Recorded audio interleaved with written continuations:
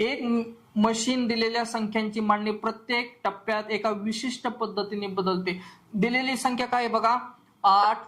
थांबा, पेन दुसरा घेतो, पेनचा कलर दुसरा घेतो. बघा 8, 3, 6, 2, 9 ही दिलेली संख्या आहे. पहिल्या टप्प्यात काय करते ती 2, 8, 3, 6, 9 आणि दुसऱ्या टप्प्यात काय आहे 2, 3, 8, 6, 9. बघा लक्ष द्या तुम्ही, थोडस कॉन्सन्ट्रेट करा.